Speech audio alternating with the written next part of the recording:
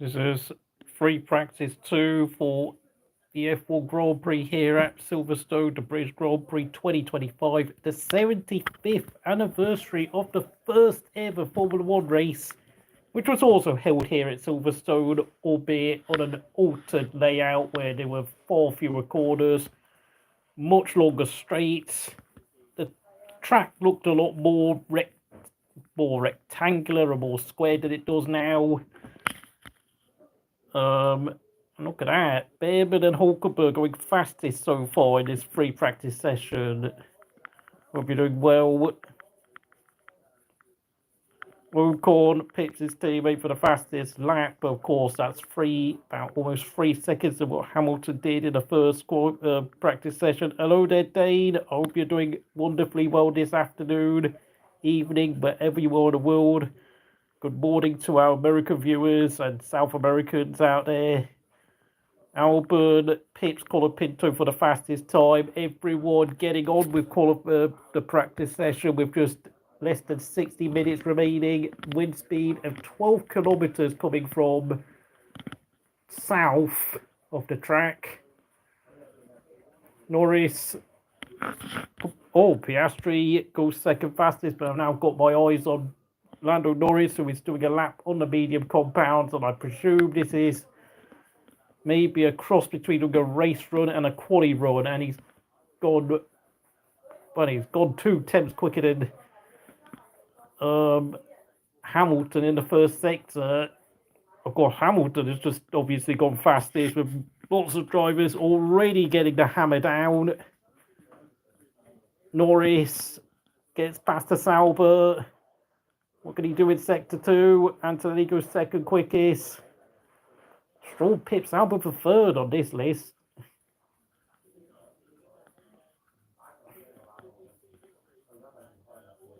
Oh, Norris lost half a second in the second sector relative to Hamilton. Oh my god, it's time for Pierre Gasly to leave Alpine. That car is just a piece of junk. I'm done.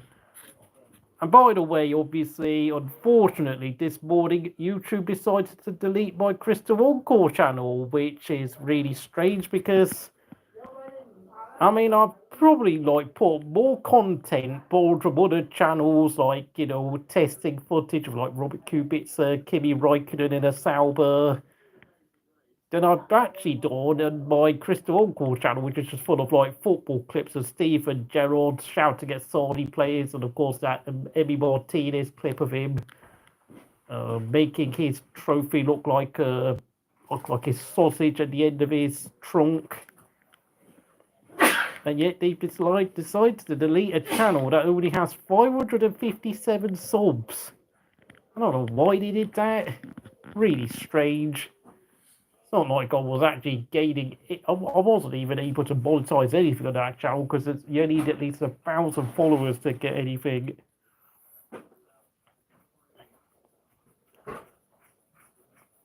That's only Verstappen. It's only Verstappen's had this lap time deleted by the looks of things. I mean, I saw him go P10, but I think it's lap time deleted since his name has now disappeared on his list. But Verstappen's now on another lap regardless. He's gone purple. He's gone purple in the first sector. I don't know what's going on with McLaren. It just don't look like they're that quick for some reason. And of course, we're only 7 minutes into today's second practice session.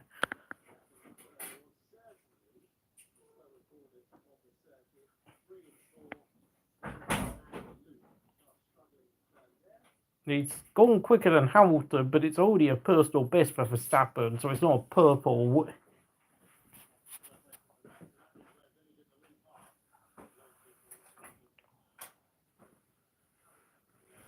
Sorry. Oh.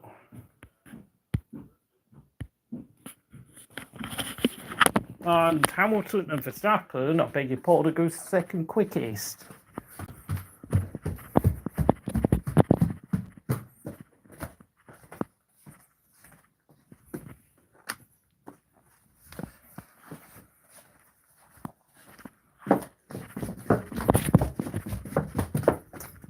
Sorry, I'm just going to turn on my Chromebook to see what you said.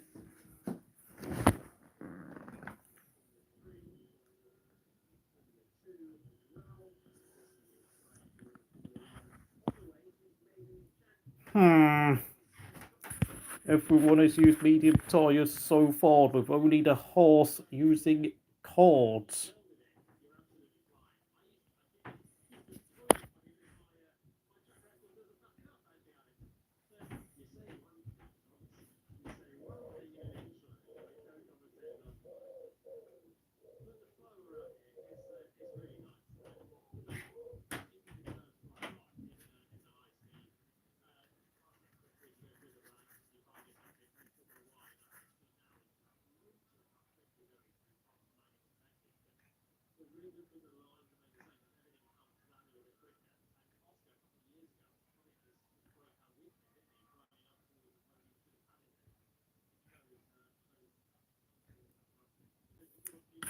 People, 14 people watching. Hello there. Okay. Mr. Joshi friend. Oh, right. Michael Chelsea also got his channel deleted. Okay. I got a certain feeling a fan group is behind the deletion of channels. Thank you for, what was it, 2 likes here? I don't know, who is this channel, like, can you tell me, John? Because, like, I didn't even, like, I mean, the video, it was just concerning the women's Euros, because I was actually watching the game, but the thing is, though, I think the fact that I put into the title, rest in peace, Diogo Jota, is probably why it got deleted, and YouTube, for some reason, I've been getting really hypersensitive again. Even though it's not got anything to, even though it's just me paying my respects. Like, obviously, I don't support Liverpool Football Club, but it's like, I don't know what's going on with YouTube. Like, sometimes when these sort of things happen, they just go crazy. Piastri goes quickest with a 27.2, just a tiny bit ahead of Hamilton. Alpine, I've probably got a worse car on the grid. Hamilton is lucky he went to Mercedes. Yeah, but the thing is, Hamilton was the one who negotiated the move back to the not back. He decided to join Mercedes because he had long, lengthy meetings with Niki Lauda. You know, talked about the future hybrid engines, and I think he realised that McLaren were indeed going backwards in terms of their operation, how they were functioning by the time he left in 2012 compared to where they were in 2007. They definitely went backwards over 5 years. And in the end, I don't think it's fair to say it was luck that got Hamilton the move to Mercedes. Hamilton negotiated it, so whatever you think about the bloke, he got what he deserved, if we're going to be honest, because he actually made the correct move. McLaren like to tease fan bases with chrome and then take it all right. So they teased the fans by saying that they're going to paint the car some like silver chrome colour and then they remove it. Oh, yeah, because I know that, you know, like, when you go on social media, like, there are countless pictures of, like, McLaren's car liveries between 1997 and, of course, 2016, when they usually used to predominantly use black, white, red, silver as, like, their primary colour schemes. And then, of course, in 2017, they abandoned it for Papayot. And I have to say, you know, while some fans do like Papayot, it doesn't hit the same anymore, does it?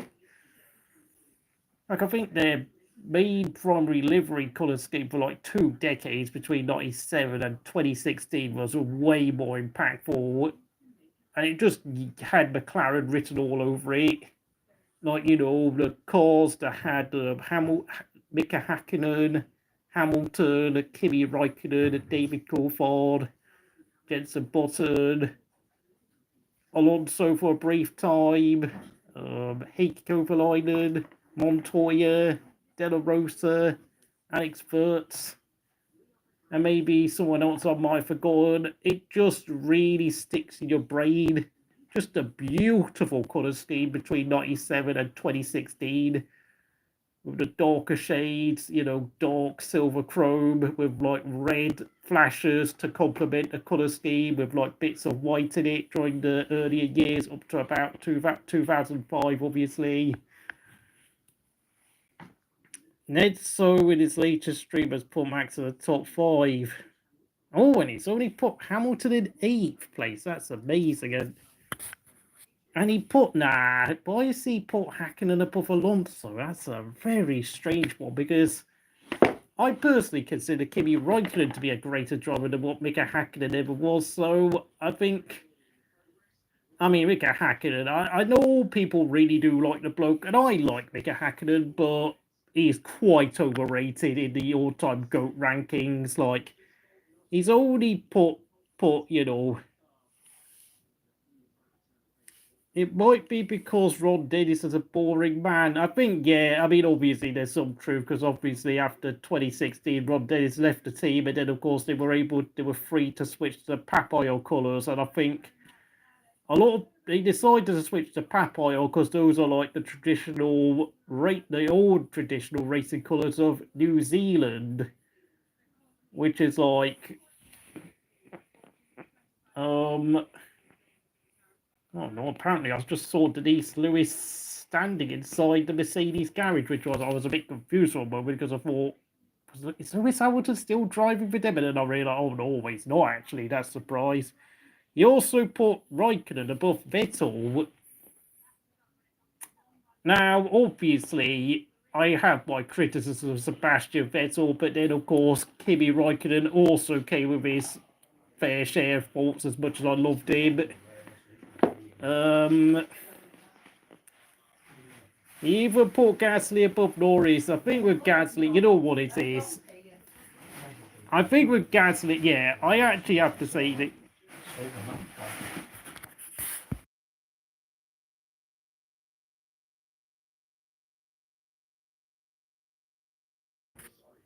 You know what it is? I actually do believe that Gasly is a better driver than Norris, but because of his damaging 6 months at Red Bull and the fact they chose Alpine over McLaren is probably why the hell, unfortunately, I get the feeling Gasly will never get a chance to fight for a championship. Raikkonen above Vettel is a bit of a controversial one, partly due to the fact that obviously Vettel outpaced Kimi for 4 years. But it has to be said, obviously, Kimi was, we can see, it's 8 years older than Vettel, so he was way past his own prime. So, I don't know, mate. It's so annoying. I mean, with Vettel, I think he got lucky in 2010 and 2012, whilst Kimi, on the other hand, got quite unfortunate with what happened in 03, 05, and to some extent 2008 as well. He put Stroll over Giovinazzi. Yeah, I mean, as much as I loathe to say it, I think Lance Stroll deserves to be put over Giovinazzi, because Giovinazzi had a lot of raw talent, but no real great racing IQ to go with the speed he had. So, and Giovinazzi had a habit of making some daft errors, and Carlos Sainz has spun on track, and can he get it? And he's got it going again, but he's brought out double wave yellows. The good grief, Carlos Sainz cannot get his head around the Williams at all. Piastri and Webber saw the writing on the wall for Alpine, yes. I think that's why Oscar Piastri is doing so well compared to like a lot of drivers on the grid, because he's got an experienced older driver with him, with Mark Webber guiding him through the learning ropes of F1. And Mark Webber is doing a fantastic job being his mentor. Fantastic, stellar job. Like, hard operator. Oh dear. Carlos Sainz, I mean, not so smooth now, is he? Very, very scruffy. I don't know what it is this season. Carlos Sainz is looking very scruffy. Under the cosh. Seemingly unable to control his destiny or the car he's driving. He put Stroll above. Oh no. Why is he put Stroll above Albon? Come on, really? Why is he... Okay, I can understand Nedso putting Stroll over Giovinazzi and Yuki, but Albon's been beating Sainz so far this season. Like, what's that all about? That's crazy.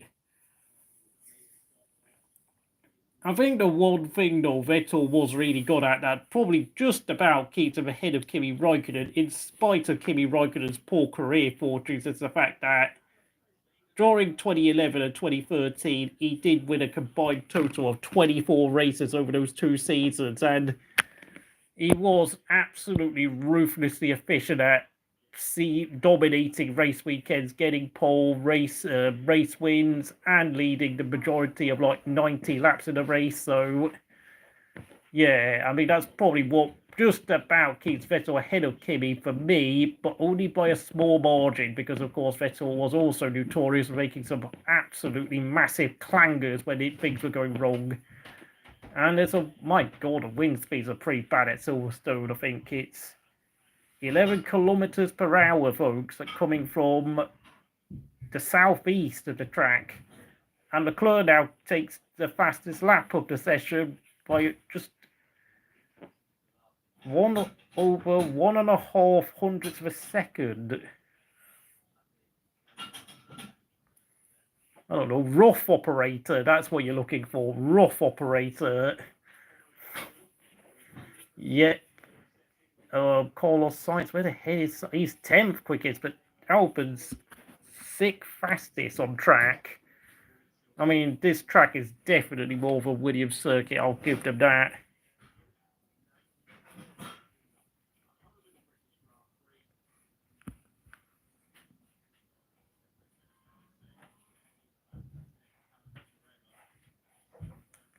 Are we getting rid of DRS for next season? I mean, I hope so, because I've had enough of seeing car drivers rely on DRS to try and overtake. It's not really racing, is it?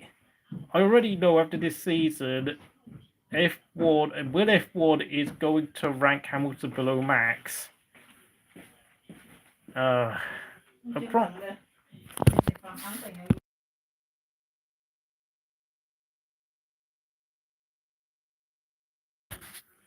I don't know, mate. I think in 5 years' time, I think I'm gonna be able to like really properly conclude what Max's standings among the greats of F1.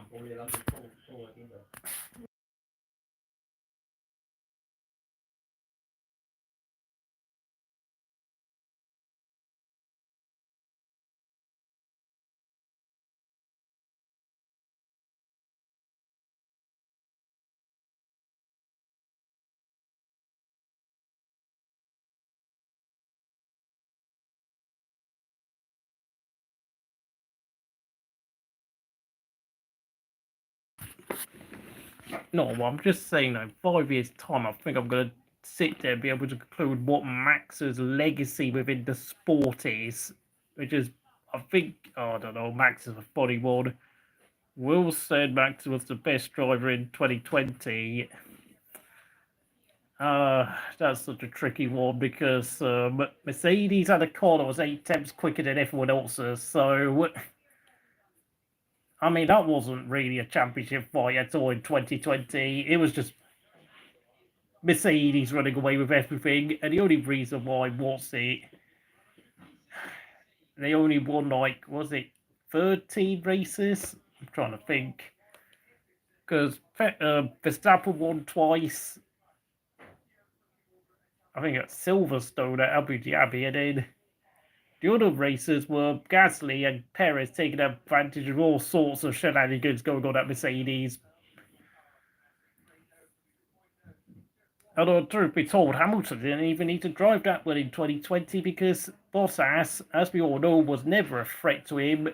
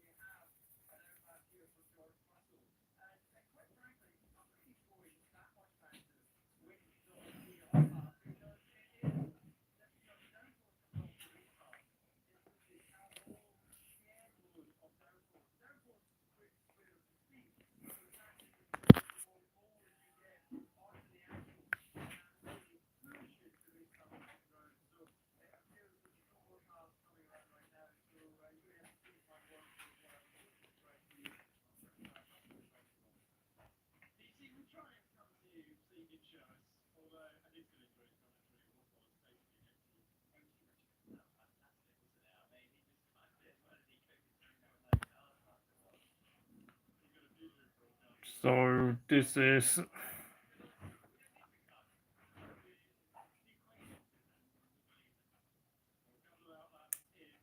push the pass. Well, I don't know. Yeah, the IndyCar right there. I push the pass.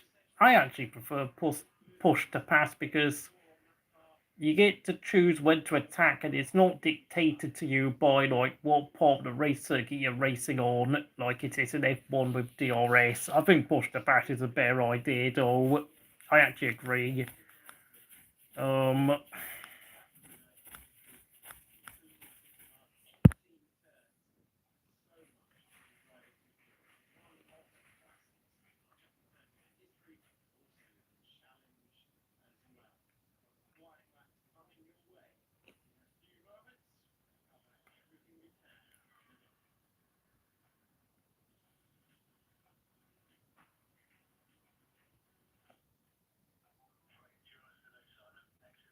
Good grief, I'm seeing more news about Sheffield Wednesday, and their football club is just in dire straits at this point.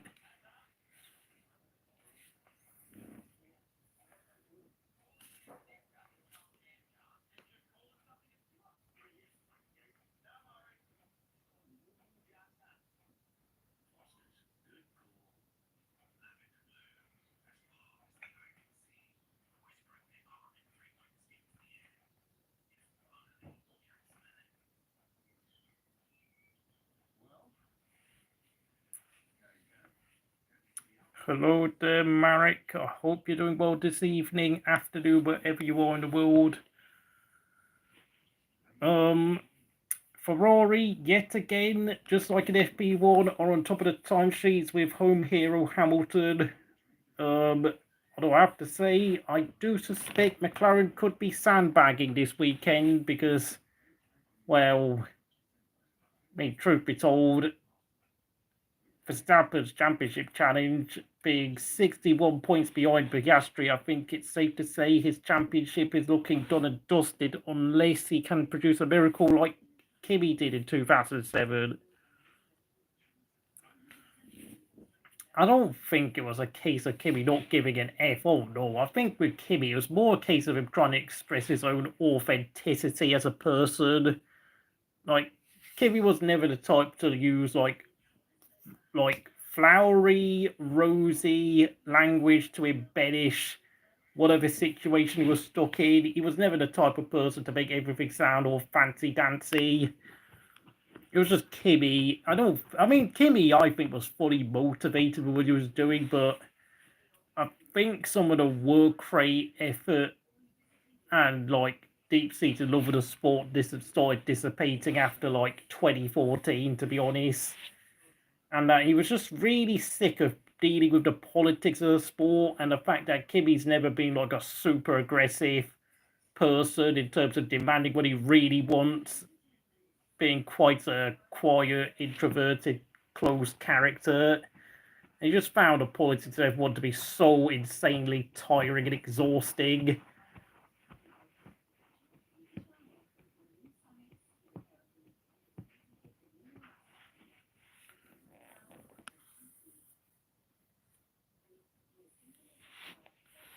It's a shame that we didn't see Prime Kimi against Prime Hamilton because I do. Yeah, Kimi was just too old to really be competitive. And of course, the hybrids with how heavy they were really worked against his driving style where he liked to be able to track, like he was before 2014, he was the expert of weight transfer when like shift driving a car through a corner. Paddock 69 thinks Tsunoda is doing a good job at Red Bull. I think the thing with Tsunoda is that everyone is basically giving him a lot of slack because everyone knows Red Bull cannot produce or run a competitive second car. They just can't. They neither can produce a competitive second car nor run it at a competitive pace. I personally think, the likes of Kvyat, Alguersuari, Verne, Albon, Gasly, Perez were all sacked off for far less. And Lawson only had 2 races at the team, but yet for some reason Herbert Marco decided he'd had enough after just 2 races, which is so bizarre. Yeah, obviously, well, Piastri's only, halfway through his 3rd year of F1. Norris is now already in season 7. I mean, so naturally, you would expect Norris to be out there, being out in front, winning races, getting pole positions consistently, considering how dominant this year's McLaren is. But no, it's been mostly Piastri. I mean, yes, I know Norris has got a gap to just 15 points, but Piastri's had 5 wins so far this year, and Norris has only had 3. So, yeah, not good enough by Norris, I'm afraid, even though he is beginning to improve somewhat with his mentality and temperament and his decision making. And if St. David Coulthard out at turn 4 by Channel 4, Channel 4 have got some really weird ways of I don't know, doing broadcasts. I said Verstappen was the best driver of 2020 because Hamilton had a few pathetic races.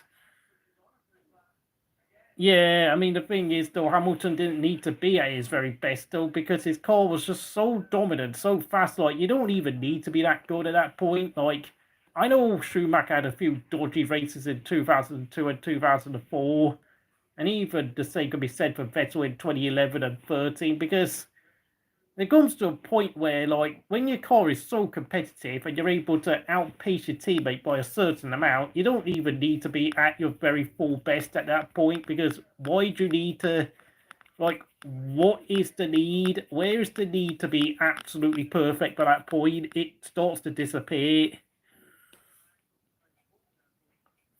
I mean, fair enough, yeah, obviously, if you're going to do it by, like, a race-by-based, like, judgment rating, yeah. Obviously, I think Verstappen probably was the best driver of 2020, but Coulthard works for Viaplay, yeah, but he also works for Channel 4 as well. But, of course, here, it's only at the British Grand Prix they do a full live race coverage, whilst on most race weekends, they only do the highlights package for UK free-to-air TV.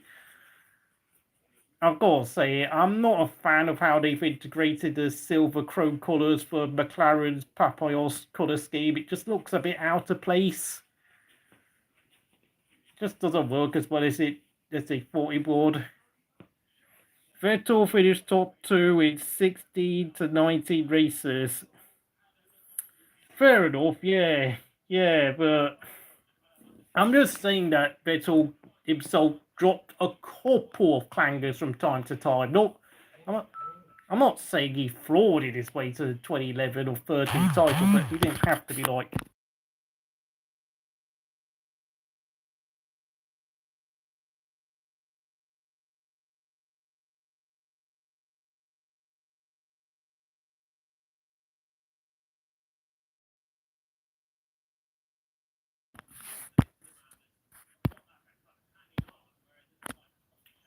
I apologise for that, but I do agree. Looking back, Kimi. Oh my god! To be honest, you know what it is like.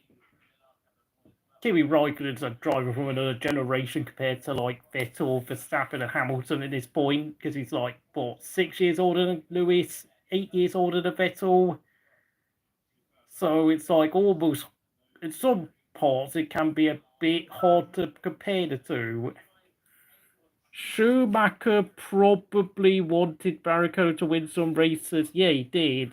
Obviously, that's actually true because, of course, was it? Because obviously the booing and the reception he got for what happened at Austria made Schumacher feel a bit guilty and felt like he wanted to show the world that he wasn't the undisputed #1 at Mercedes, even though he clearly was.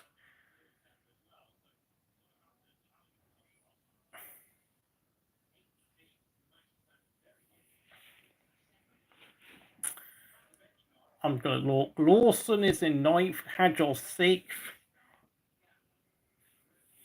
Yeah, I know, but thing is, though, Schumacher ended up with 91 career wins, and then he ended up winning 13 races in 2004. I mean, what's the record for most race wins? I'm trying to think. It's got to be 19 wins for Verstappen in 2023, when, of course, there were 22 races, and the other three races were, two of them were won by Perez at Baku and Saudi, and then the other one was won by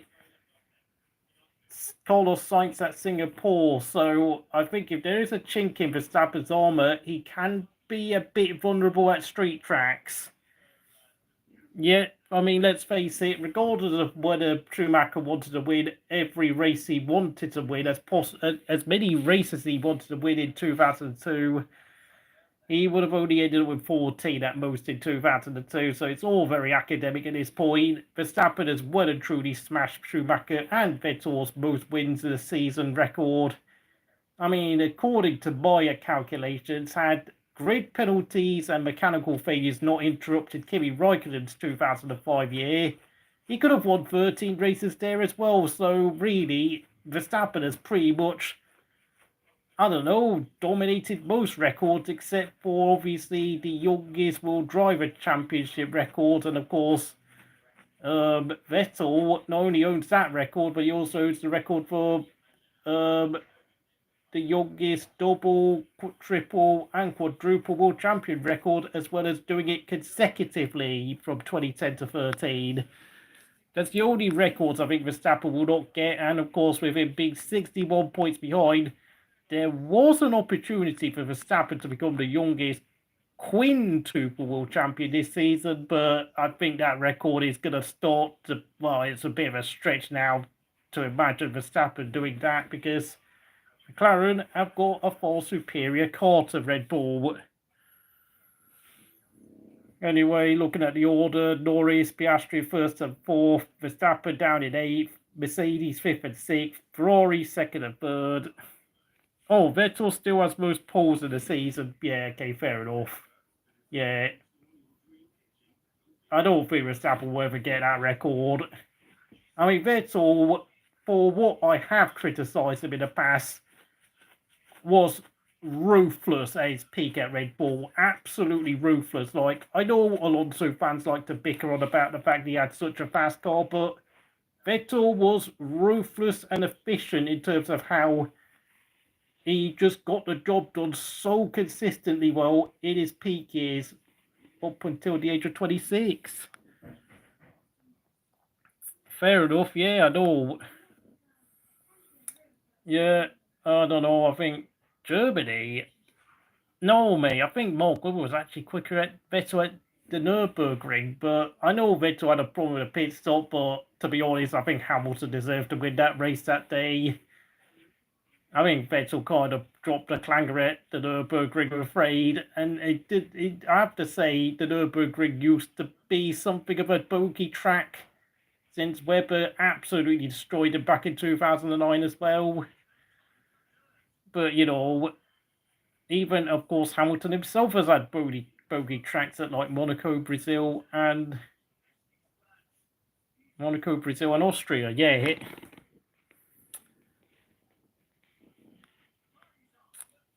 I mean, one thing that Michael Schumacher did achieve was finishing on the podium in every race in 2002. Now, that record is never going to be taken by anyone, to be honest, because of the increased number of races we have, because back in 2002, there was only 17 races in 2002. Well, you know, I think obviously, I don't know. Well, I mean, Vettel might have had a damaged chassis at Nürburgring. Yeah, well, I mean, there have been cases of drivers winning races in, like, compromised machinery, so, but of course, I think that does not take away from what Vettel achieved between 2010 and 13. Vettel was better at Hockenheim. Okay, yeah, fair enough. That was... Yeah, fair enough. That was actually one of Vettel's, probably his most dominant track on the calendar. I'm trying to think. I mean, he should have won the 2018 German Grand Prix, but then, of course, he went and binned it in the barriers when it started raining. So, I mean, although I will say, though, Ferrari's hesitation in giving Kimi Räikkönen team orders arguably put Vettel under a lot of stress. And I have to say, the way Ferrari went about their business when they had Vettel as, well, pretty much, well, not just Vettel, but just every driver they've had since 2008 has been a bit of a joke, if we're going to be truly honest. They've been on a tea break for 17 years.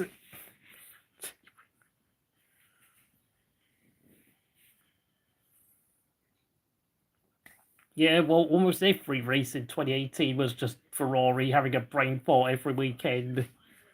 I don't understand how Hamilton won that race and then get. Oh yeah, it's the pit lane. Like, he cut across the pit lane, grassed in. He he was gonna stay out, and then he suddenly came in at the last second and got no penalty. Oh my god! And of course, he only finished like 2 seconds ahead of Bottas at a checkered flag. So, had they followed the procedures of giving Hamilton a 5-second penalty, then Bottas should have actually won the race. But of course, it's all academic because, of course, Hamilton won the title by a country mile by the end of the season, regardless. So, yeah. Yeah, but if I was in charge of the Stewart's office, I would have given Hamilton a 5-second pen. And yeah, of course, Russia, yeah, Bottas was giving team orders. I was forced to give up the race win again. Yeah. But having said that, even if Bottas won at Germany and Russia, 2018 was a stinker and hook season for Bottas. Because in the last 4 races, he finished 5th. Now, what was it? Qatar, Mexico, Brazil, and Abu Dhabi. The guy was just so uncompetitive throughout the last few races that year. It wasn't even funny. Well, I mean, the thing is, though, I wouldn't be surprised if Piastri went to Red Bull, because if he went to Red Bull, all they've got now is Arvin Lindblad in reserve.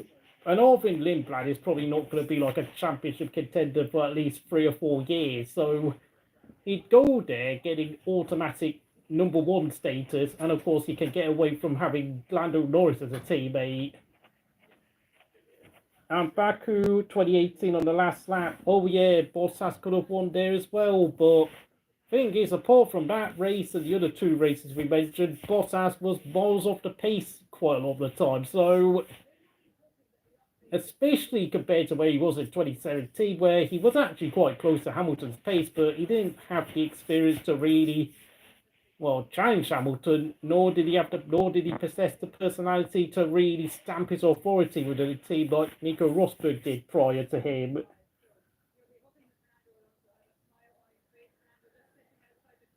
I don't know, I will say that in the first half of 2012 and 2013, Red Bull, when they had their blown diffuser stripped away from them, really struggled with Pirelli tyres.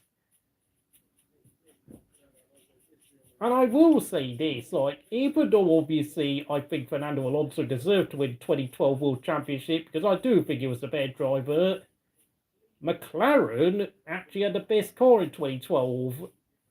So in 2012, we actually had the weird case of arguably only the 2nd or 3rd best driver, Vettel, winning the championship in what was probably only the 2nd best car at best, with of course at certain races, Red Bull dropping to 3rd, 4th, or even 5th fastest. So, and yet of course Red Bull also won the constructors. So that 2012 was more of a season dictated to how well the teams managed the Pirelli tyres, which were really, really artificial in how they degraded so badly.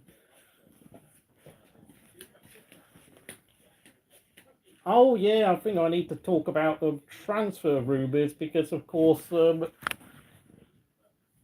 George Russell is rumoured to also be on the verge of leaving Mercedes to join Red Bull, because it seems as if Toto Wolff wants to make Kimi Antonelli his future.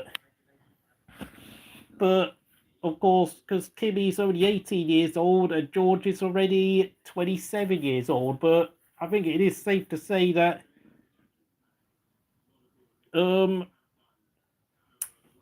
George Russell has already reached his ceiling and his maximum capacity that he can operate as a racing driver.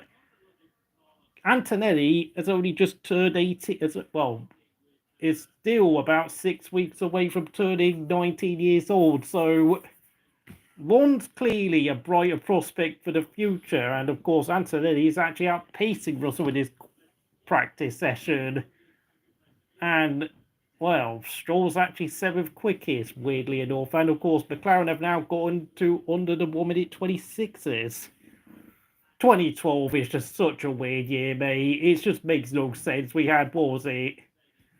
8 drivers winning in 6 different cars, with Maldonado winning at Spain, Rosberg winning Mercedes' first race in F1 for about 57 years, since obviously Mercedes were last in F1 in 1955.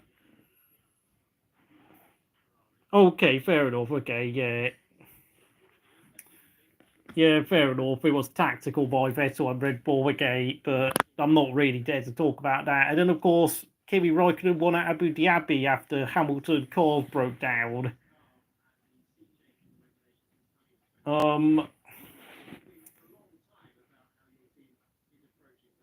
But I don't honestly know what to say. Of course, McLaren had the best car in 2012, but they had no idea how to look after the car mechanically, and their pit stops were absolutely atrocious. Literally like Ferrari tier levels of stupidity. I mean, we could have had 12 winners in 2012. Oh yeah, we could have had Hulkenberg winning for Force India, Perez winning for Sauber. That would have been at least 10 guys winning. I don't know who else could have won a race. I mean, Perez at Sepang for Sauber, but he kept slipping wide at turn 13 for some reason when he was trying to hold off when he was trying to chase Alonso. Hulkenberg collided with Hamilton, which, well, ended Hamilton's race in the sport. What a weird season 2012 was. It was, but I think the problem with 2012, it really did begin to feel like the first time like F1 started to slip into this, what we call now, wacky races, where the action is far more artificial than it's real. Oh yeah, Grosjean. Wait, Grosjean could have won. I don't know which race could have Grosjean won. I was it Valencia? Oh yeah, and then of course, because I know he was like fighting for the lead. We was chasing Vettel for the lead that day before his car broke down. And of course, Schumacher, had it not been for that collision with Bruno Senna at Spain, then got pole position at Monaco, which of course, if you get pole position at Monaco, you're most likely to win anyway. So, oh right, he could have won at Canada. Oh, that's what you were talking about. Okay, fair enough. But of course, we all know Hamilton ended up finding his way to the lead of the race and made it 7 different winners in the first opening 7 races of the season. I think I might have to do a video about that season in itself because it was just so chaotic. But even though it was so chaotic, it was clearly artificially made by the regulations, particularly in regards to the Pirelli tyres we had that season, which made it very realistic. Schumacher's car broke down at Monaco, yeah, well, there. And Bortoleto is really actually been quite impressive in the past few races, and he's actually got, I think, a 1 lap advantage over Nico Hulkenberg, who is something of a qualifying expert in the sport. Yeah, I think they were like, I know in the first half of the season, there were even people saying that Sauber had the best car because people believed that Sauber had the best chassis in terms of dealing with tyre wear in regards to Pirelli. So, Stroll 7th, Hadjar and Lawson the 9th and 10th, Albon fallen to 11th place. Alonso's 12th, Bortoleto, an impressive 13th, Ocon 14th, Tsunoda stuck in 15th place. I don't know what the hell Red Bull... I mean, if Red Bull lose Max, then anyone could drive a Red Bull next season. And of course, the Alpines need to actually get lost, to be honest, at this point. I don't even want to read out their lap times. Just atrocious. 6 likes, 31 people watching. I hope you're doing fantastically well here at Crystal Racing on this warm and slightly sunny afternoon here in Silverstone. Stroll to tennis, Christian Horner to Ferrari. That would be cataclysmically hilarious. I don't know, yeah, but the thing is, Grosjean could have won at Canada and at Valencia, funnily enough, which was just shows. I mean, this is the thing with Grosjean, is that he was actually very good when he was on pace and he was actually staying out of everyone's way, but in terms of having to react to drivers moving out of position, especially on the first lap of the race, he just did not have the reaction times for it, nor did he have the awareness or to be able to deal with drivers jumping in and out of his way. It's weird, but it is true. I don't know why we're talking about 2012 so much, but how many? I think we've got about 10 more minutes remaining of free practice 2.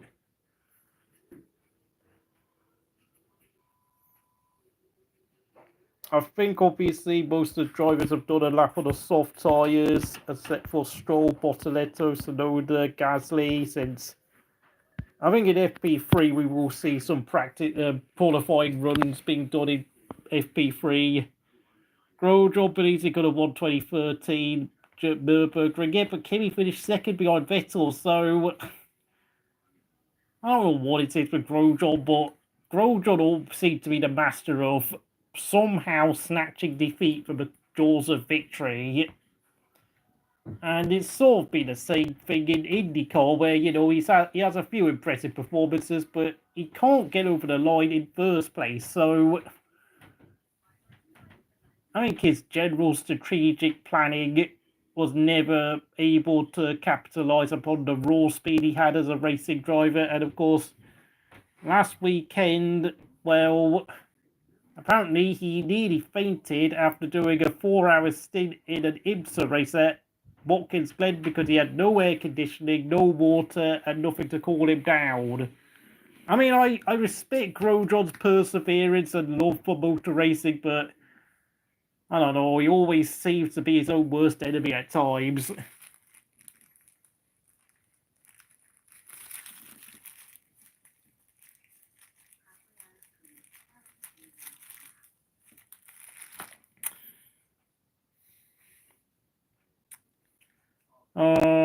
Yeah, well, yeah, good grief. I mean, the problem with Grosjean is that he also had plenty of excuses to fall upon, so I don't know how the hell, maybe if he got the strategy correct, maybe he could have had 2 or 3 race wins in F1, but the thing is, though, you kind of need to be switched on for those moments where something dramatically changes on track. And Grosjean, like I said, he was not able to cope with drivers spinning or jumping out of position on a first lap of the race, nor was he able to deal with sudden changes to track, whether it started raining or whether the safety car appeared or whether another driver went on a different strategy to him. So, I mean, I think with Grosjean, I think maybe when he gets older in tyres in 5 years' time, he'll probably realise that a lot of his near misses were honestly his own fault deep down. He was absolutely brilliant in GP2, winning GP2 Asia and, of course, the main GP2 title, and he was brilliant in the junior Formula categories, but in F1, where obviously you're when you're up against the best engineers, the best drivers, and the best teams in the world. Yeah, he was always that little bit. He always fell short because deep down he wasn't actually good enough to be like super competitive on a consistent basis. Yeah, I think we're nearing the end of the practice session, so.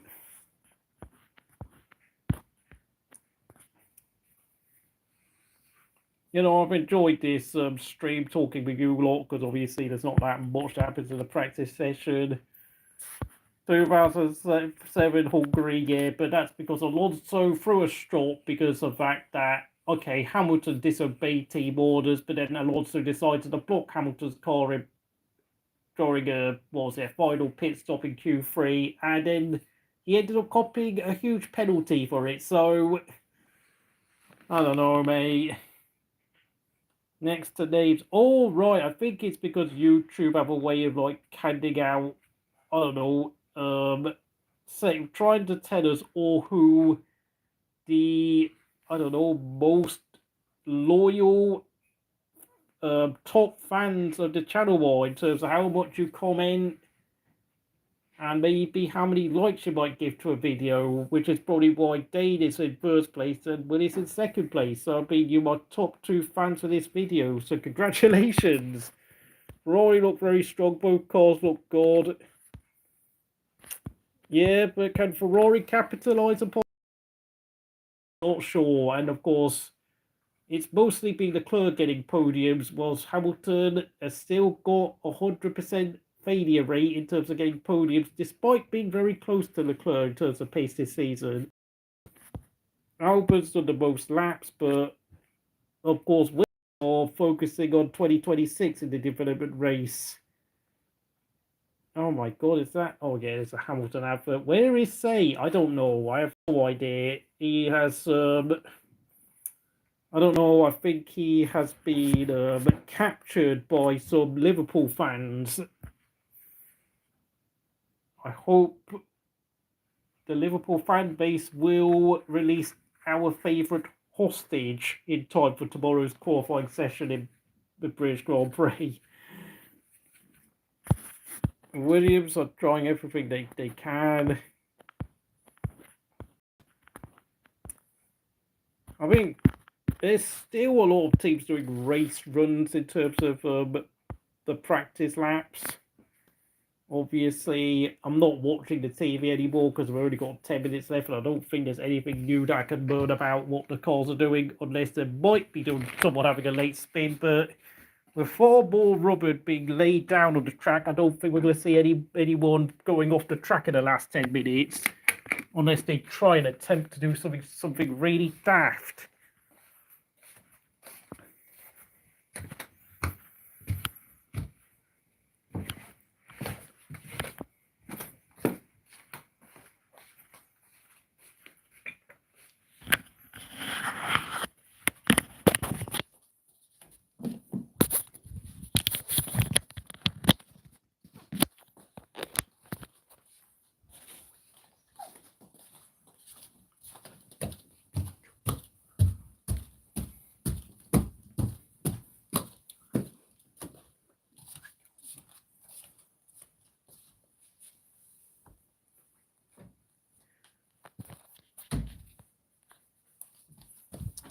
Okay, I wouldn't say pay his rent. Oh no, let's not. Yeah, but Sauber on Dave Hookstream said Verstappen is the 4th best driver in 2025.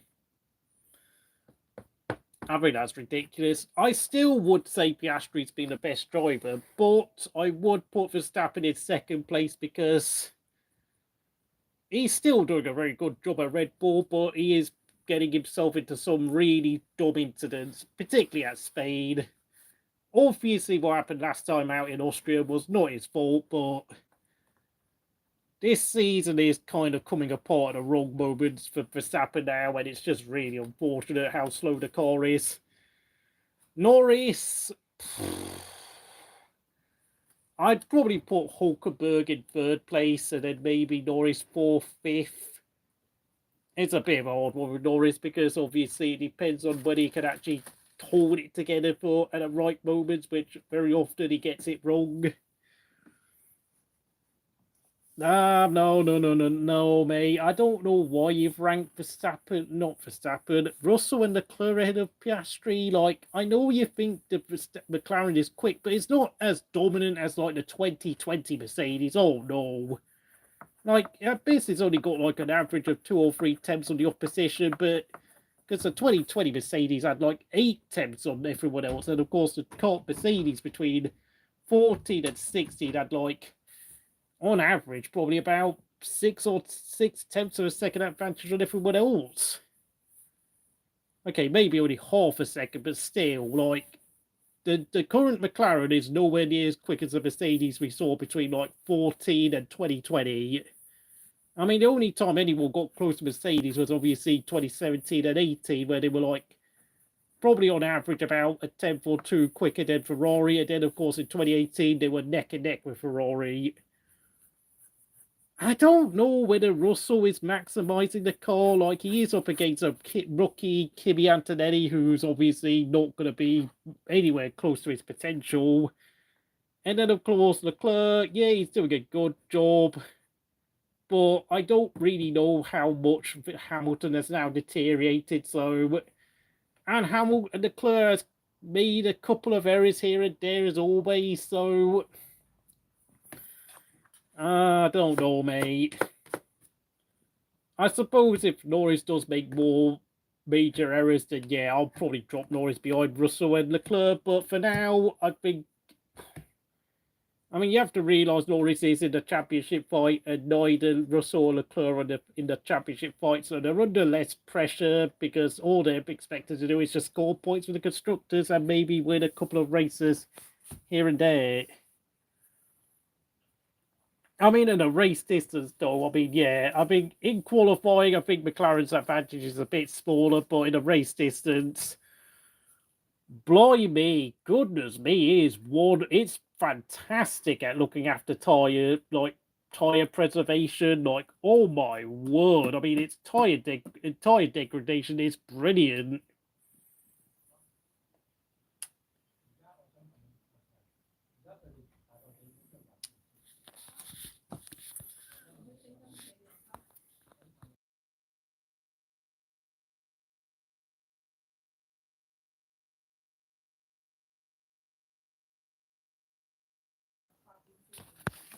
Okay, hello there, Regora. You are finally here with us on a chat.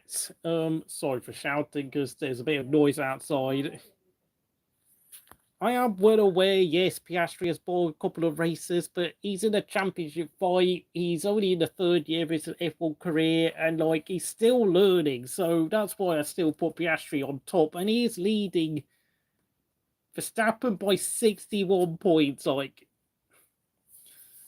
I don't know, mate. I think obviously being in a championship fight is not as easy as you think. To be honest, not every driver is going to be, every weekend is going to be smooth sailing. Like, I think we have been spoiled by the likes of Kimi Raikkonen, Fernando Alonso, and obviously Hamilton and Vettel and Verstappen being so relentlessly consistent over the course of their careers. Schumacher as well.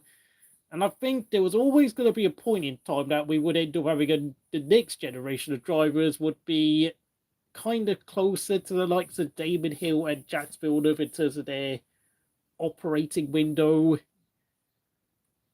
I mean, obviously, yeah, but then every driver is up. I mean, every like guy who gets to win loads of races or championships is privileged to have a dominant car in F1. But I don't know how far you can say for certain the likes of Russell or Leclerc would maximise more out of the car, because you have to realise, I mean, they've been at top teams for much longer than what Piastri and Norris have been. And Norris, I don't know, mate. I think at first he thought that he would be able to sit comfortably in the midfield, but I think his team last year didn't really seem to know how to do strategy or really guide Norris through winning races, because that was the first time in about 12 seasons they've had a car that good. Oh, yeah, there's some truth in that the best car wins, but last season we ended up seeing Max Verstappen win the championship with 2 races to spare in a Red Bull that was often looked like it was a milk float painted in dark blue. I mean, obviously, yes, Piastri needs to improve, but he's only in the 3rd year of his F1 career. He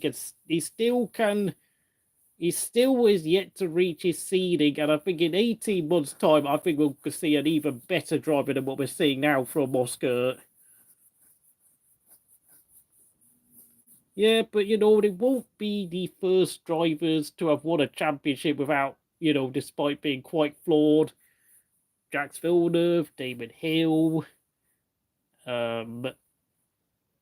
maybe Jody Scheckter in 1979 when he was up against a very raw and overly aggressive Jules Villeneuve who didn't know how to drive to win a championship at a time. Phil Hill in 1961 when, of course, Von Trips was unalived at Monza that year and he won the championship basically by default. Mike Hawthorne was fortunate to win 1958 despite only winning 1 race ahead of Sterling Moss, who, at a Portuguese Grand Prix that year, actually gave evidence in favour of Mike Hawthorne not impeding traffic when he was reversing when his Mike Hawthorne's Ferrari spawned in the middle of the race. But Sterling Moss did guide Van Voort to becoming the first ever Constructors' title champion victors in F1 history. Okay, fair enough. I mean, if that's what you and Laurie think, yeah, you are entitled to your opinion, Will.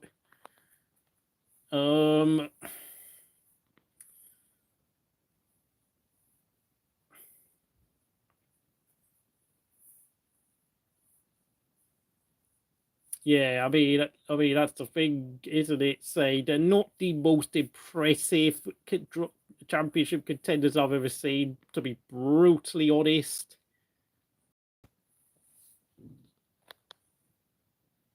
Yeah, I think we got the maximized quality, but the setup for the race is pretty good. Okay.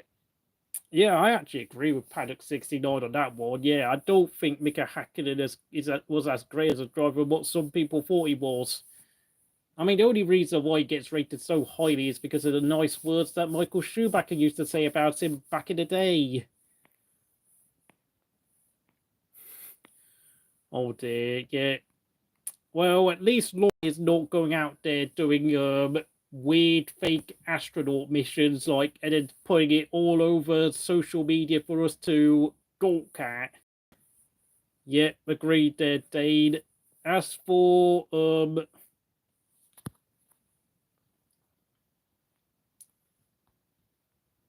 Alpine, 18th and 20th. They were 16th and 19th fastest in FP1 and they're 18th and 20th in FP2.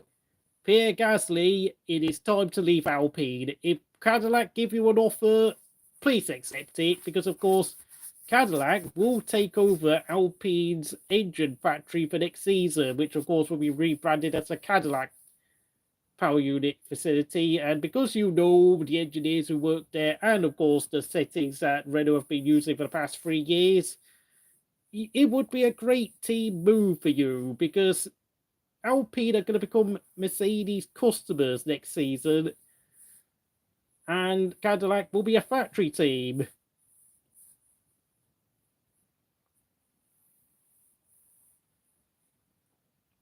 It's hot and it's cold. Oh my god, that song. Good grief, I absolutely despise remembering old pop songs these days. I don't know whether it's now because I'm entering my grumpy old man phase, but whenever I listen to pop music from 20 years ago, my brain just feels like it's about to combust with fire coming out of the back of my head. Like Nigel Mansell's old turbocharged William Honda's going on fire. 42 people watching. Thank you very much, Eric Crystal Racing. The end of FP2 from the looks of it. McLaren, with Lando Norris on 2 tenths quicker than Leclerc in the Ferrari. Hamilton, once again, just a smidgen behind his teammate, whilst Piastri is looking a bit slow, to be honest, almost half a second behind his British teammate. Red Bull continue to struggle with Verstappen in 5th place. Antonelli outpaces Russell with Stroll. Well, I don't know what it is with Lance Stroll, but when he ever feels like he wants to produce a good performance, he actually can be quick, and he's 7th quickest ahead of Canadian Grand Prix winner George Russell. Hadjar continues to impress in 9th place for Racing Bulls, ahead of Liam Lawson, who is beginning to look a bit better now after finishing 7th at Austria. Williams continue to struggle with Albon only 11th and a full second off the pace. I wouldn't say Hamilton's been decimated by Leclerc this season, but he has been consistently beaten narrowly at every race by like a 10th of a second in terms of raw pace.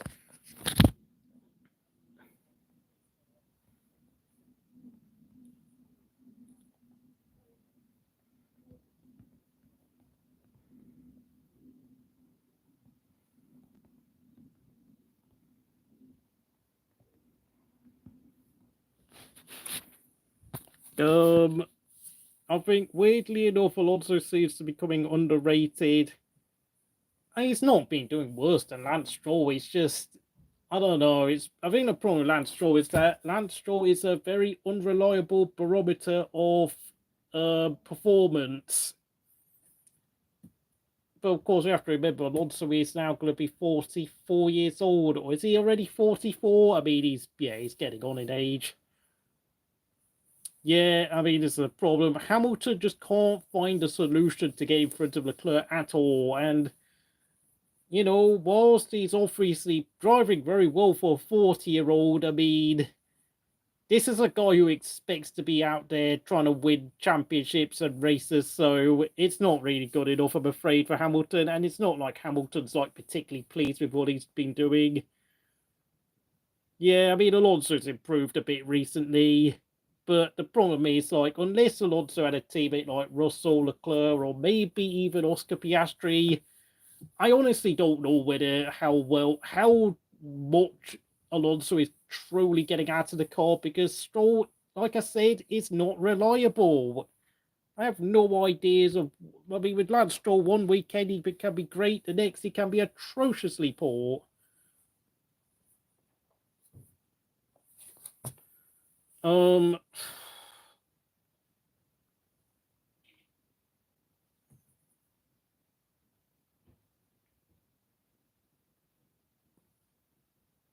Obviously, rest in peace to Diogo Jota. I don't know what it is. So I'm going to type in the reason in the chat.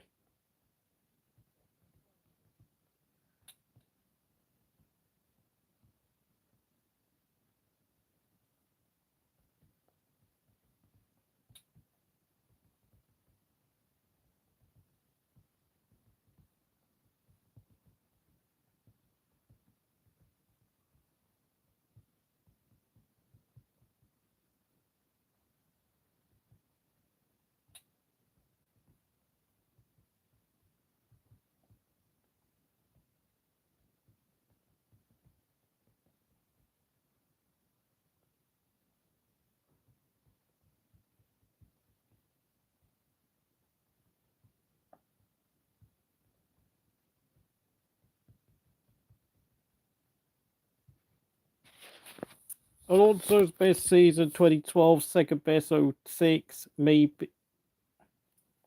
What's his third best season then? Like, I want to know, was it 2014, 2018? I know some might say 2005, but Kimi was miles quicker than Alonso that year. I mean, to be a number 2 driver for, like, a top team at the age of 40 is still quite good if you think about it, but this is a 7-time world champion we're talking about, so yeah, obviously he's not satisfied with what's happening. Oh yeah, look at that. Seiragor is now number 3 on the top fans ranking for this chat. I don't know why. I got an email from Gmail this morning and it said my Crystal Encore channel is finito.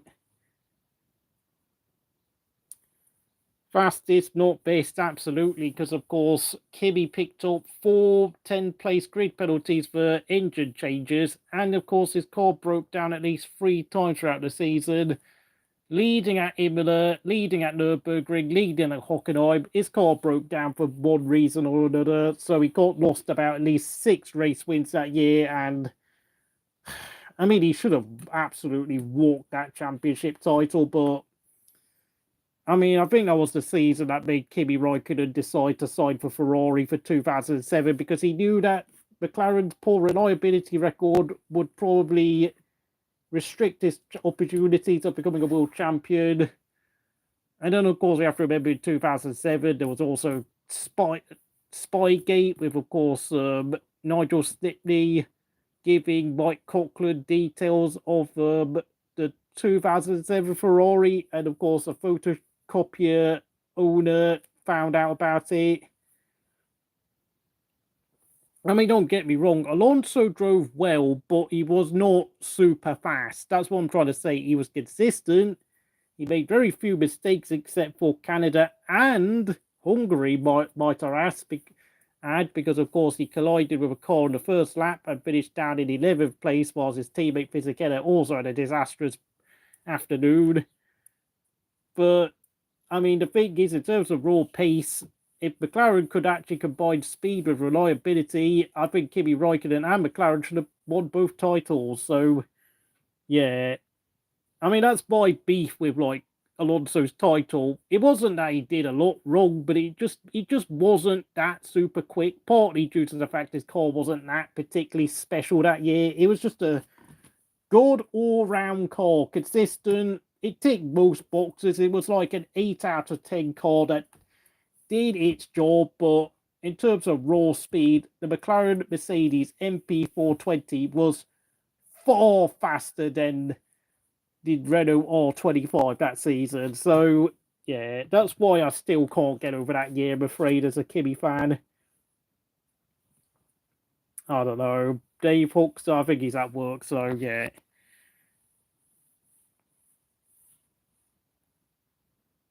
"25 people watching. What a successful stream this has been." Montoya won more races than Alonso in the second half of 05. Yeah, but the thing is, though, he only won at Bryn and Silverstone and Monza because Kimi was given a 10-place grid penalty. I mean, in terms of pure pace, I think it was really obvious. Once Montoya was winning races, like, it was clear McLaren had the fastest car, but Kimi kept having an engine problems all the time with his own car for some reason because, I don't know, Kimi was driving at the absolute pace limit of the car, whilst Montoya never really felt comfortable at McLaren, and I think after his injuring his shoulder, which saw him miss Bahrain and San Marino, he just never got close to the limit like Kimi could, and he never had that confidence. And mind you, in 2006, the pace gap between Kimi and Montoya bloated up from like 0.3 seconds per lap to like half a second a lap, and by halfway point in 2006, I think when Montoya signed that contract to go to NASCAR, Ron Dennis promptly sacked him because he just knew that it was a waste of time. Montoya, oh, this is such a tough one. Like, as much as Montoya did occasionally annoy me, he was such good entertainment between 2001 and 2006. He really didn't give a flying toss about what sort of driver Michael Schumacher was and what a legend he was. Like, if he could see an opportunity to stick his car down the inside, he'd do it. He didn't care, and it was fun to watch. And Schumacher and like, it was so fun watching Schumacher gesticulate out of his cockpit whenever he saw Montoya side by side with him. I think that's a bit harsh with Montoya because I actually think he had a great 2003 season. I think he's like outscored everyone over the course of like 8 consecutive races from like, what was it, Monaco until Monza. For like 8 consecutive races, he scored the most points, but obviously his car broke down in Austria when he was leading the race with his BMW engine trying it off, and then of course he collided with Barrichello at Indianapolis, which saw him get a drive-through penalty. He couldn't, like the Michelin wet tyres, like Williams didn't have a good setup for the wet conditions, and he ended up finishing down in 6th ahead of Giancarlo Fisichella a lap down, which obviously ended his championship challenge. And then, of course, his car broke down in Japan when he was leading the race. So, yeah, I think Montoya was actually quite unlucky in 2003 because I think that was his best season F1. But, of course, after that, Williams fell off the pace with that weird hammerhead nose cone design. And then, of course, Montoya ran off to McLaren. And, yeah, I mean, I think Montoya realised he couldn't really win. He wasn't, like, going to ever get another chance of becoming a champion, especially when he got destroyed by Kimi. So, I don't know. I mean, the thing with Montoya, I think another problem he had was that Ralf Schumacher then had like a mini renaissance halfway through the season when, of course, Ralf won at Nürburgring, which, of course, should have been won by Kimi Räikkönen had that Mercedes engine not blown. And, of course, Ralf then dominated Magny-Cours, which obviously saw Montoya drop 4 valuable points in those races. I mean, the thing with Montoya is that he wasn't consistent enough nor complete enough as a driver, and I think his attitude really did suck at times, because I know Williams really were quite irritated having to work with him, and the fact they found him to be far too volatile and angry when things went wrong. So, but it was massively fun watching Montoya race in F1. If it wasn't for him, F1 wouldn't be anywhere, would have not been anywhere near as exciting as it was in the early 2000s. And I have to say, Montoya, I still miss Montoya to this day. Not because I thought he was ever the best driver at any point, but because he was just so fun and so aggressive and so attacking. You always lit up a race, even if he was trying to fight for 5th place. You always knew he'd try to pull off some ambitious overtaking move around the outside of a corner. Hakkinen was mistake prone in 99. Yeah, and Montoya was not robbed of the championship. I'm not saying Montoya was robbed of the championship ever, but I think he was unlucky to some extent in 2003 because,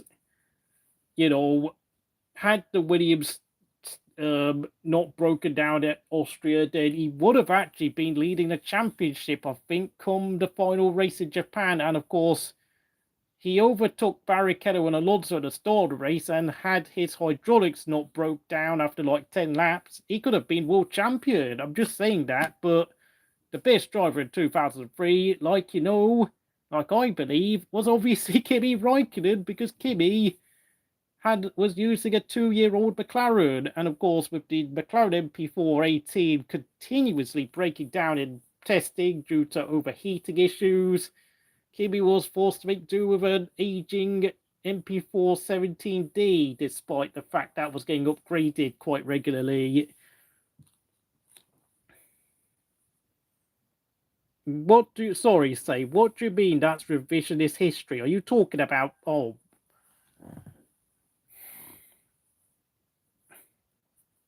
you explain, because I don't know what you mean. Yeah, I will say Hakkinen was much better in 2000 than he was in 1999. Montoya versus Alonso versus Verstappen would be box office entertainment. I agree there with you, Dane. Absolutely 100% agreed there.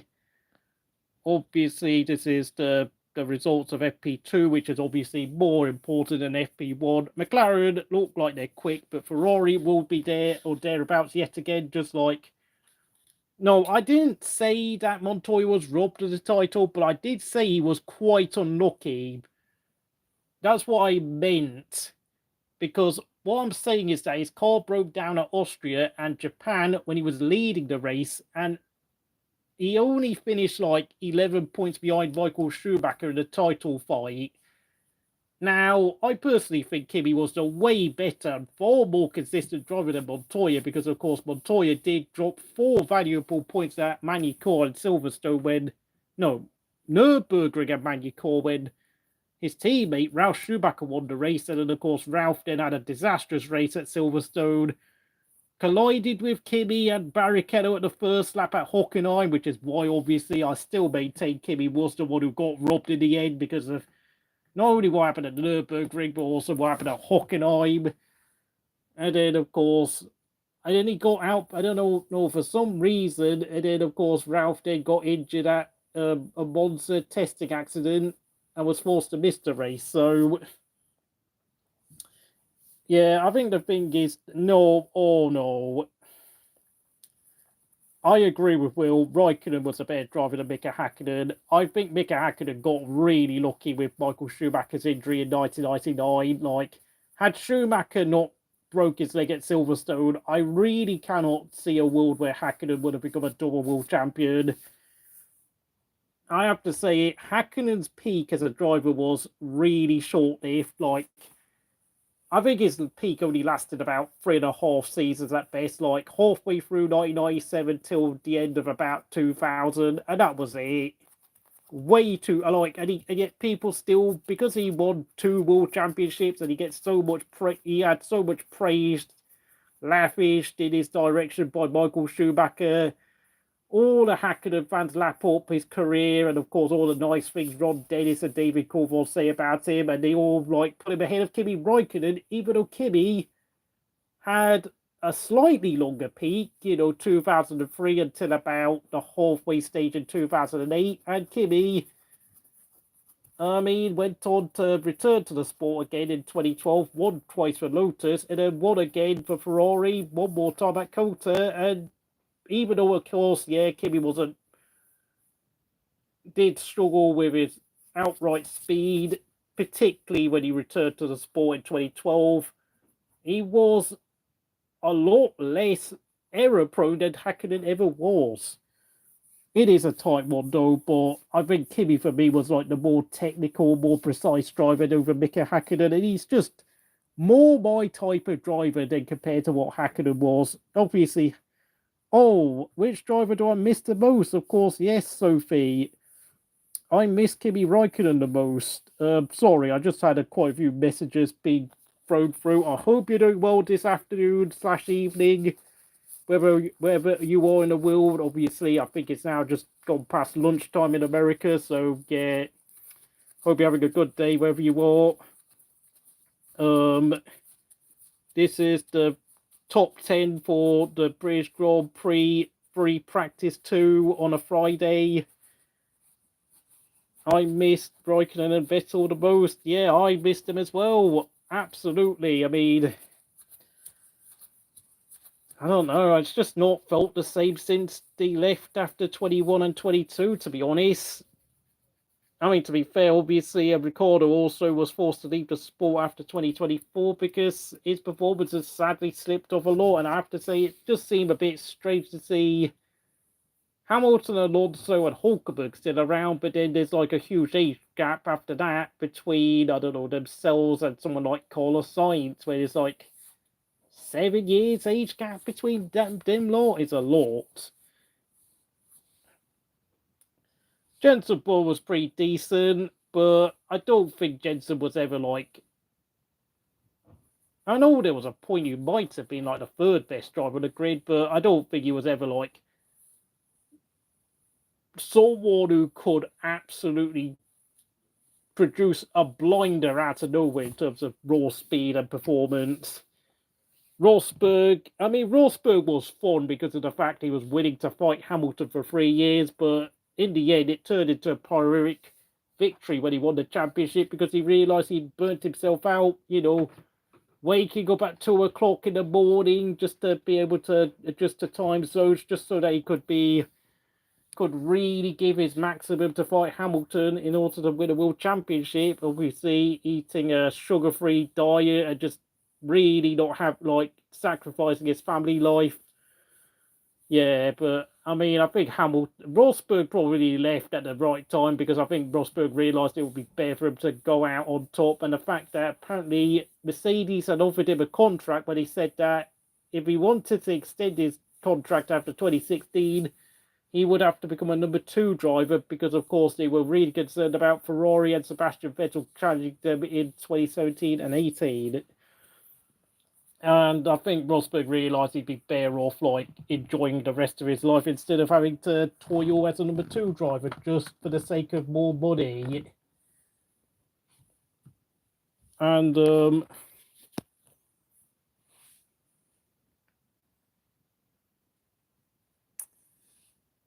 Bottas did a good job, but, I mean, the thing is, though, Mercedes needed to move on. And I'm glad they went and got George Russell and Kimi Antonelli when they did, because obviously George Russell has already given us a fair bit of entertainment.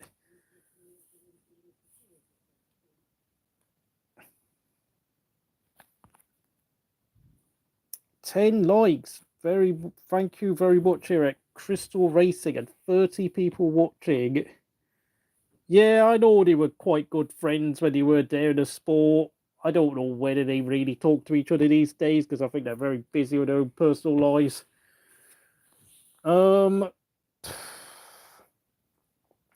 I think I'll just say this for Kimi alone in that I miss him, not because he was the nicest bloke on the grid, but because he was the most authentic bloke in that he was just, I don't know, he just said what he wanted, he did things the way he wanted to. I know comments like, F1's just a hobby for me came across as being a bit lazy and a bit lackluster, but I think that was just Kimi's way of being like, saying, oh, I mean, being an F1 driver is not necessarily better than like most jobs in the world, even though there's like more status that comes with being an F1 driver, but it's still a job at the end of the day. There's still quite a bit of grind and toil to go around. I don't think it's so much Kimi fans view Vettel as the bad guy, but I think it's more that some Kimi fans viewed Vettel as being a blockade in terms of Kimi being able to like have any sort of World Championship challenge of his own against Lewis Hamilton, because obviously Vettel demanded number 1 status, but yet he kept spinning and crashing a lot, so it did make you sit there and think, why is Kimi being forced to play second fiddle to someone like this who's making so many errors under pressure? Yeah, I think Rosberg probably would have struggled at the bigger, heavier hybrids that came along. So he did leave at a very good time. I mean, no, I think Kieran Smith's, obviously, his biggest pet hate is really more Fernando Alonso than Vettel. I mean, he's obviously criticised Vettel, but nowhere near to the extent of Alonso, because with Fernando Alonso, you'll find videos of him like uploading like messed up qualifying laps Alonso did in like 2003 at Monza and of course 2004 at Sepang and Bahrain, and it's just so childish.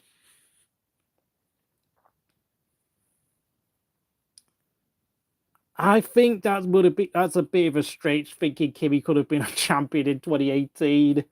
He was a lot quicker. He was a lot better compared to where he was between 2014 and 17, but I'm not sure. I don't know, Sophie, but everyone is welcome, whatever gender you are, so, you know, we don't discriminate. I hope you're enjoying the chat. Good grief. I mean, how many times have we mentioned Kieran Smith? I mean, he's not even someone who's ever commented on my channel, so... But, of course, his articles are quite hilarious at times, to be honest, when he gets really angry and emotional with, I don't know, some of the pet names he might throw at people, but there are times where he has stooped in a bit of a, I don't know, quite a nasty manner towards Daniel Ricciardo, saying that, I think he said that Daniel Ricciardo secretly has smiling depression, which I thought was well out of order, so I kind of think Kieran Smith, and I don't mean this in a horrible, disrespectful way, but the guy kind of needs a bit of personal help because he does get a bit too over-emotional in his articles, and it's just a bit, I don't know, maybe he needs to find someone to talk to, because I think it's a bit over the top, some of his articles at times when he has like a agenda against someone.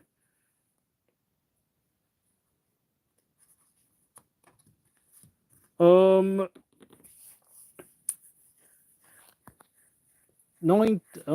blimey, a lot of people watching, of course. Hello and welcome to any new subscribers or watchers. Crystal, we welcome everyone around here, around the world here at Crystal Racing. Obviously, I'm not going to beg you to like or subscribe, but if you want to, you are free to do so.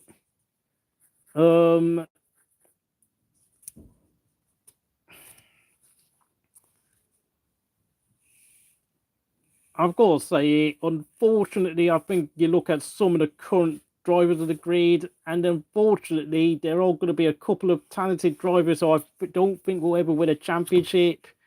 It could be Leclerc because he is very loyal to Ferrari. It could be Russell because it does seem like Total Wolf is desperate to develop Kimi Antonelli, and of course, possibly bring in Max Verstappen. He could be another unlucky one despite his fairly decent performances in the last 4 years. I think Bortoleto is actually looking very good recently, despite his slow start to his career. Gasly, okay, I know people see him on the same talent level as Ocon, but I think Gasly is probably going to miss out. Albon's been much improved in the last 2 seasons or so, but although I have to say I don't think Albon is anywhere near consistent enough to challenge for a championship, but I don't know. I mean, Albon's like a massive head scratcher because he has been outpacing Carlos Sainz, but I think Alex Albon is a sort of driver who will probably go down as like a career midfielder like Olivier Panis, Heinz-Harald Frentzen, Nico Hulkenberg.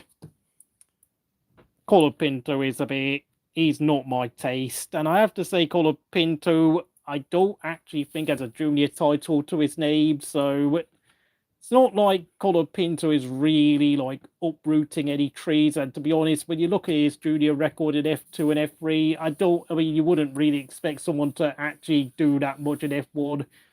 And he's arguably done well to be given a second chance because he started his career well when he outpaced Albon in his first 4 races and produced some quality overtaking moves. But I think once Albon got his form together again, then Colapinto got put back in his place. So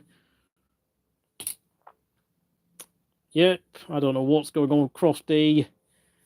Oh yeah, I heard the rumour Bottas could be going to Alpine, and I think the rumours that Gasly could be leaving the team to join someone like Cadillac or maybe Aston Martin could be coming true, and all I'm going to say is that I'm delighted if that's the case because Alpine are a sinking ship, and I think it's pretty concerning that despite the fact that Flavio Briatore has been very successful in his previous stints where he won Alonso, Schumacher, Benetton and Renault championships. He's 76 years old. He should not be anywhere near the F1 paddock. And of course, we all have to remember what he did at the 2008 Singapore Grand Prix where he and Pat Simmons ordered Nelson Piquet Jr. to spin and hit the wall at, lap 14 in order to bring out a safety car just after Alonso had pitted so that all the other rival cars would go to the pits and elevate Alonso to like 3rd place. And then, of course, Alonso capitalised upon penalties for both Rosberg and Hamilton in the race, allowed him to win the race in some very, very unseemly circumstances where, of course, Felipe Massa has since taken his case to court, saying that he should have won the 2008 championship because of what Nelson Piquet and Renault did at that race, crashing into the barriers. And of course,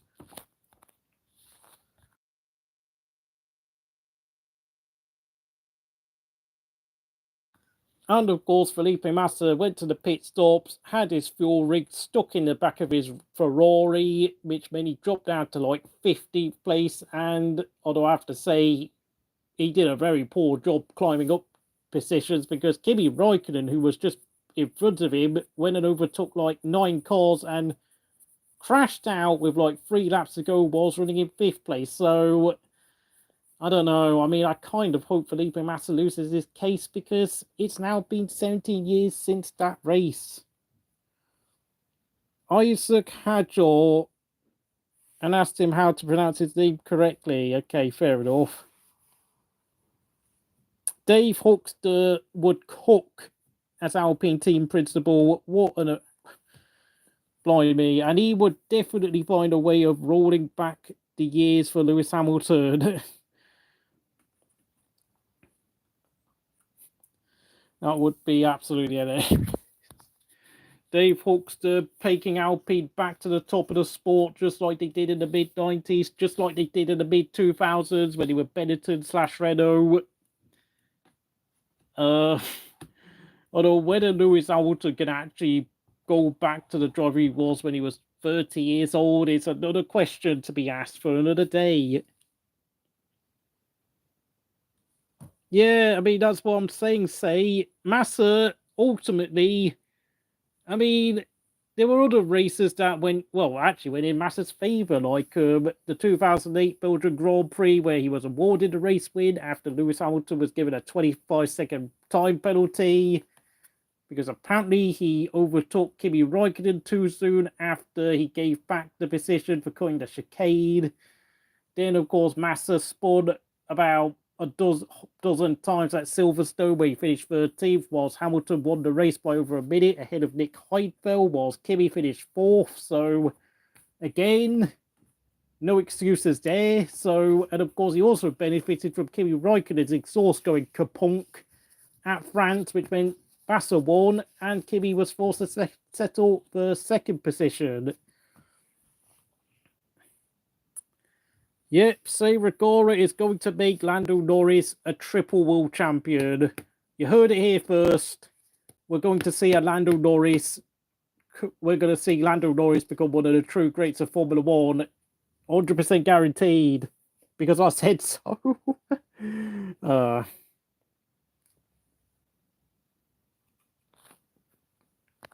Yeah, looks like I've actually copped on a few subscribers because of today's stream. Very good success. 10 people have liked the video. That's some great performance. I mean, my crew here in the chat, keeping the chat going. And I've scrolled up and I can't even see like the first 5 chats anymore, which, I mean,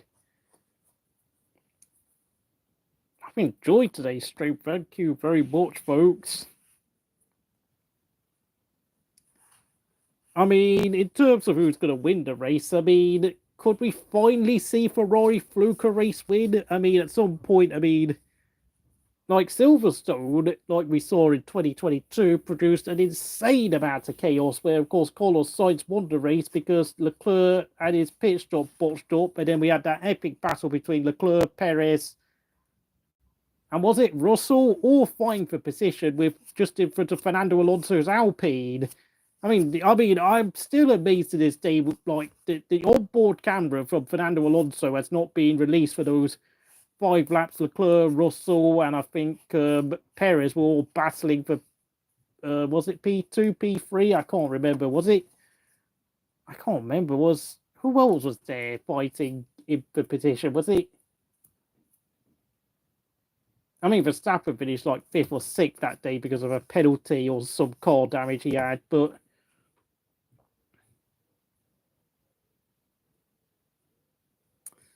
Prime Vettel and Schumacher, nah, mate, those two would have been squabbling instead. Those two, there's no way you could have had Prime Vettel and Prime Schumacher, mate, because those two would have wanted to be number 1. I don't think you can have a team like that, I'm afraid, because I think having a team that's more harmonious, like Schumacher and Barrichello, and of course Hamilton and Bottas, is far more what a team wants, because you want a definitive number 1 driver paired up with a designated number 2 driver, where the number 2 driver is always at least only about 2 or 3 tenths slower maximum. He's quick, but he's not fast enough to challenge the team leader, and he does what the team tells him to do over the radio. Because having one alpha dog driver as one of your drivers is already a lot of hard work.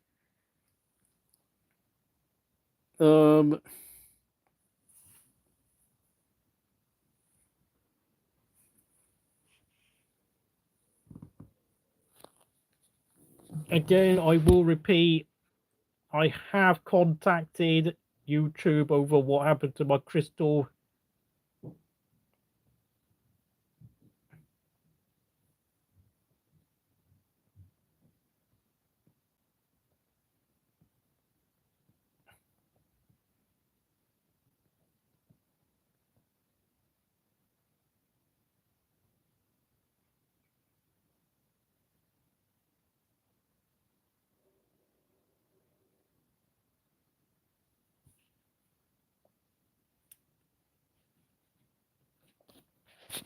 I don't know, mate. I mean, I don't think a driver like Vettel, a prime Vettel, would have wanted to be setting for number 2 status. He probably would have got to join Williams or McLaren. We probably would have seen like Vettel end up being teammates to like Montoya, Ralf Schumacher, or Kimi Raikkonen for that matter. Obviously, I mean, I don't know. I mean, maybe in the next week I'll find out if I can get back my Crystal Core channel. But to be truthfully honest, that channel is just full of junk and just full of weird ramblings which is probably why it got deleted. Because I don't know why. YouTube are so sensitive now. It's like you have to be so careful with what you put out on social media because of recent political events.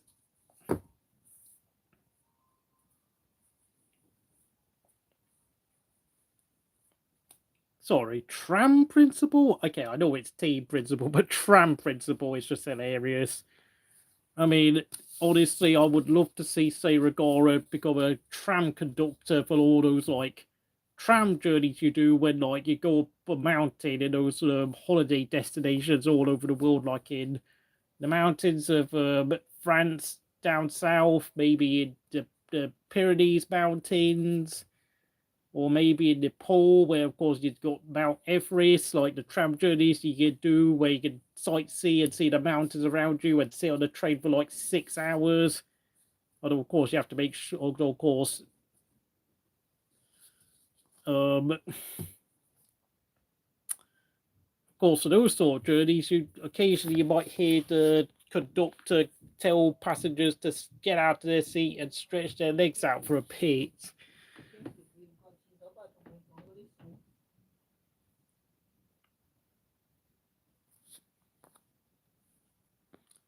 But I mean, if you want to see the bottom 10 again, Albon and Williams, Sainz, 11th and 16th, that's worryingly slow, if I'm going to be truly honest.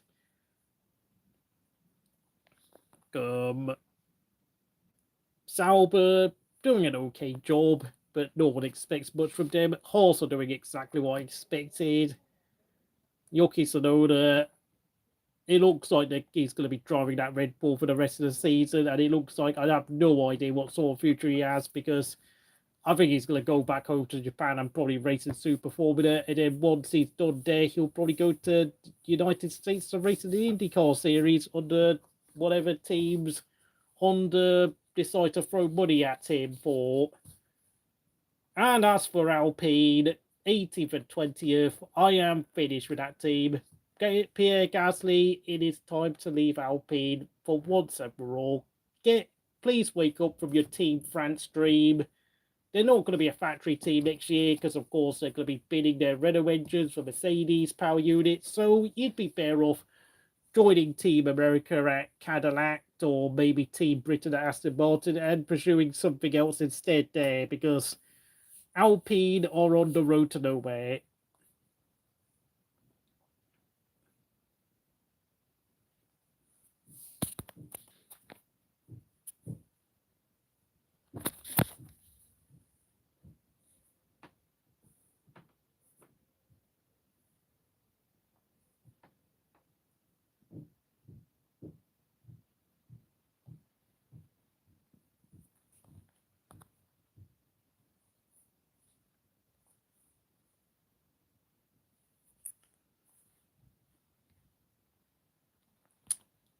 I don't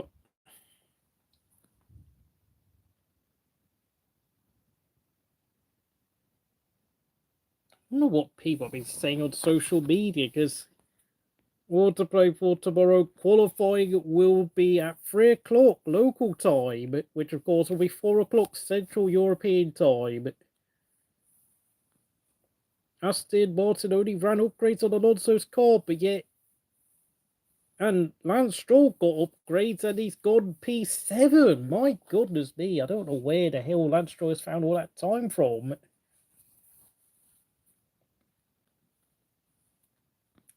And Hulkenberg is under pressure.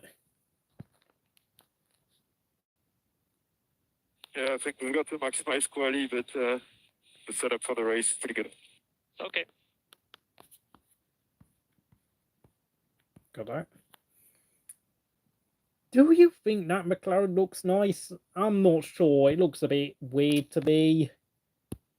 But we all have our own opinions of this peculiar silver chrome mixed in with black and orange and a bit of tinge of red and yellow stripes in it to try and complement it. But it makes it look like, I don't know, it makes it look a bit weirdly similar to like the American Penske cars you see in IndyCar with their, I don't know, white and black and red everywhere. Made the least worst McLaren driver. Oh, mate, it's like Williams in 1996 all over again when he had David Hill paired with Jack Villeneuve, I'm afraid. Decent drivers, but not elite talent.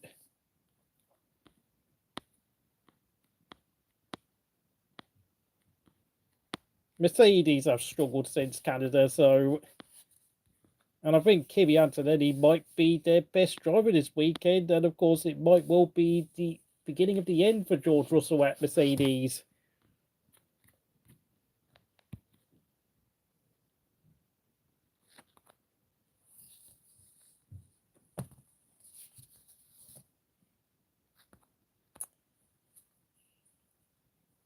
And you know what? I think I'm going to have to sign off here because obviously, I don't know, because I'm actually a bit busy tonight. So, yeah, I'll see you again tomorrow, but like maybe anywhere between 2:30 and 3 o'clock for tomorrow's stream. So take care and enjoy tonight here at Crystal Racing.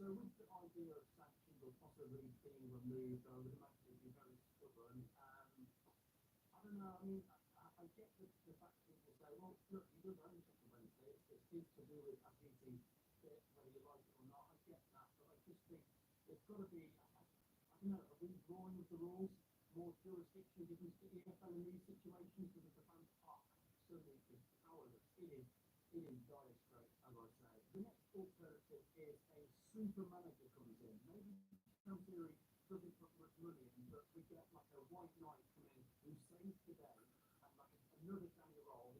Suddenly manages to galvanise these players that he does have at his disposal and get them away from trouble. But that would only be a short-term solution, really, wouldn't it? And the other